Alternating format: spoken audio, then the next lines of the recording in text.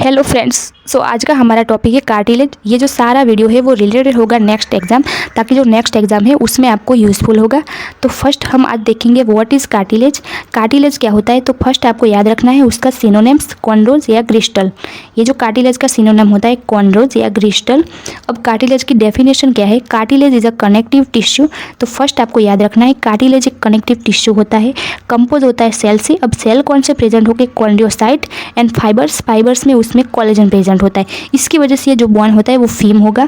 उसमें एक gel like matrix होता है, उसमें क्या प्रेजेंट होता है, उसमें प्रेजेंट होता है म्यूकोपॉलीसैकेराइड। तो इन सपोज आपको पूछ लो, एग्जाम में पूछ रहे हैं कि म्यूकोपॉलीसैकेराइड होता है वो किस बॉन्ड में प्रेजेंट होता है, तो आपको याद रखना है वो कार्टिलेज में प्रेजेंट होता है। Types of cartilage, there is a 3 types of cartilage, hyaline cartilage, fibro cartilage and elastic cartilage. First hyaline cartilage. अब ये जो हाइलाइन कार्टिलेज होते हैं वो स्मूथ ग्लास लाइक होते हैं। कौन कौन से होते हैं कार्टिलेज, लाइक जो articular surface of the joint, ribs जो costal cartilage, nose, trachea and bronchi and epiphyseal plate. ये जो सारे हैं वो हाइलाइन कार्टिलेज के एग्जाम्पल होते हैं। तो आपको याद रखना है एच मतलब कि हाफ बॉडी, मतलब कि ऑल ओवर जो बॉडी है उसमें जो कार्टिलेज होते हैं उसमें मोस्टली हाइलाइन कार्टिलेज ही होता है present. Second is a fibro cartilage. Fibro cartilage एक हार्ड एंड टफ होगा, like intervertebral disc, pubic symphysis and TM joint. तो ये जो होता है वो कार्टिलेज, उसको हम बोलेंगे फाइब्रो कार्टिलेज। अब यहाँ पे आपको याद रखना है एफ मतलब कि फोर्स बियरिंग। फोर्स बियरिंग मतलब कि ये जो कार्टिलेज होते हैं वो फोर्स बियरिंग कार्टिलेज होंगे, इसकी वजह से ये हार्ड एंड टफ होते हैं। तो समझ लो कोई भी फोर्स बियरिंग कार्टिलेज होता है, लाइक जो प्यूबिक सिम्फाइसिस हिप बोन का, टीएम जॉइंट, इंट्रावर्टेब्रल डिस्क, ये जो सारे होते हैं वो फाइब्रो कार्टिलेज होते हैं। Third is elastic cartilage. Elastic cartilage flexible हो गए, लाइक एक्सटर्नल ईयर जो पिना होता है वो, एपिग्लोटिस, स्टेशन ट्यूब। तो ई मतलब कि आपको यहाँ पे याद रखना है इलास्टिक कार्टिलेज। ई मतलब कि ईयर, तो ईयर में जो भी बोन्स प्रेजेंट होते हैं, जो भी कार्टिलेज प्रेजेंट होते हैं उसको हम बोलेंगे इलास्टिक कार्टिलेज। तो ऐसे आपको याद रखना है कि ईयर रिलेटेड जो कार्टिलेज है उसको हम बोलेंगे इलास्टिक कार्टिलेज।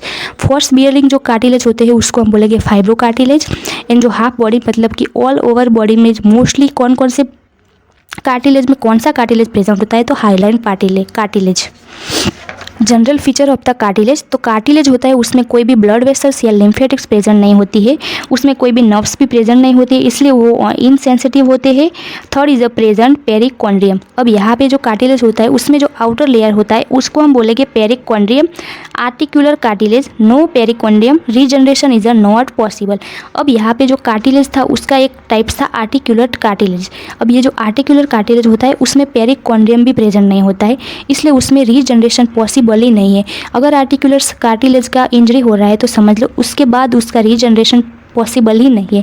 तो ये मोस्ट इंपॉर्टेंट नेक्स्ट एग्जाम में क्वेश्चन आएगा, अगर आ सकता है तो आएगा कि जो आर्टिकुलर कार्टिलेज होता है उसमें पेरिकॉन्ड्रियम प्रेजेंट होता है या नहीं। तो आपको याद रखना है उसमें पेरिकॉन्ड्रियम प्रेजेंट होता नहीं है, मतलब कि उसमें आउटर लेयर प्रेजेंट नहीं होता है।